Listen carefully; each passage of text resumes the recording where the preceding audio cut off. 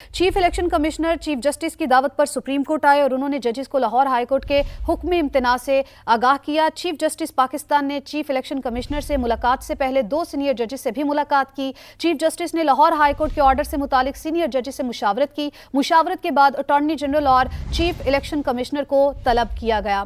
तो ये भी अपने नाज़रीन को बताते चले कि जजेस के इजलास के बाद किसी भी वक्त अदालत लगाए जाने का इम्कान है।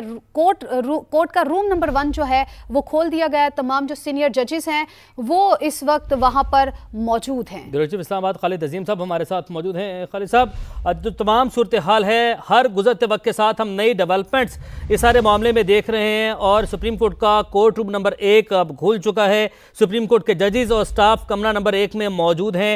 पल पल बदलती सूरत हाल है। समा अपने नाज़रीन को आगाह कर रहा है। मजीद सर क्या डेवलपमेंट्स हैं, आगाह कीजिएगा।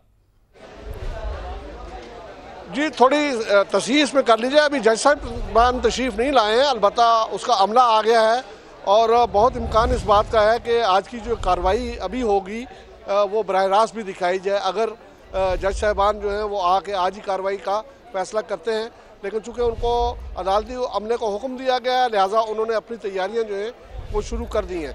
बेसिकली तो जो लाहौर हाई कोर्ट का फैसला है, जिसके बाद के आरओ और डीआरओ जो हैं वो उनकी अपनी हैसियत ख़त्म हो गई थी और इलेक्शन कमीशन ने एक कदम आगे जाते हुए उनकी जो ट्रेनिंग का सिलसिला शुरू किया था उसको भी रोक दिया है।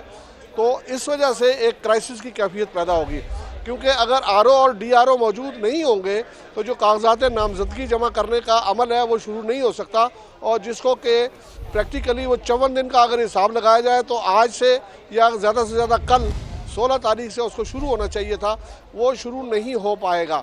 लिहाजा इस चीज़ को एक एमरजेंसी के तौर पे ट्रीट किया गया है और चीफ इलेक्शन कमिश्नर जो हैं उनको बुलाया गया था। हमारी इतला के मुताबिक चीफ जस्टिस ऑफ पाकिस्तान ने उनको बुलाया और उसके बाद उन्होंने उनके साथ इस बात पर डिस्कस किया। उसके बाद जो 3 सीनियर जज साहबान की कमेटी है, चीफ जस्टिस साहब, जस्टिस तारिक मसूद और जस्टिस एजाजुल अहसन, उन्होंने भी इस सूरत हाल पर गौर किया। चीफ इलेक्शन कमिश्नर के साथ भी इस मामले में मुशावरत हुई। अटार्नी जनरल भी उस में शरीक थे। उसके बाद अटार्नी जनरल वहाँ से चले गए और अटार्नी जनरल उसके बाद यूनिफॉर्म में वापस आए, जो इस बात की अलामत है कि उनको ये कहा गया है कि आप तैयार रहें, अगर आपसे इस मामले में हमें कोई मुआवनत चाहिए होगी, अगर आपने को से हम दलाइल तलब करें तो आपने इस मामले में वहाँ पे मौजूद होना है और वहाँ पे यूनिफॉर्म के बगैर वो मौजूद नहीं हो सकते।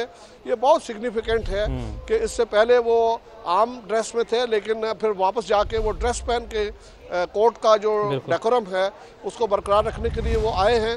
तो अभी ये मामला जो है वो किसी वक्त भी आगाज़ हो सकता है उसका, लेकिन इस वक्त तक जो सूरत हाल वो ये है कि वो कमरे को खोला गया है, वहाँ पे वो सारा अमला मौजूद है और अमले में वो लोग भी मौजूद हैं जो कि बराह रास्त कार्रवाई को नशर करने के लिए मुआवनत करते हैं कोर्ट रूम नंबर 1 में, तो वो भी वहाँ पे मौजूद हैं। अलबत्ता इसका आगाज़ किस वक्त होता है, इसका मामला जो है वो जज साहबान पे डिपेंड करता है और जज साहबान अभी अपने अपने चैम्बर्स में मौजूद हैं।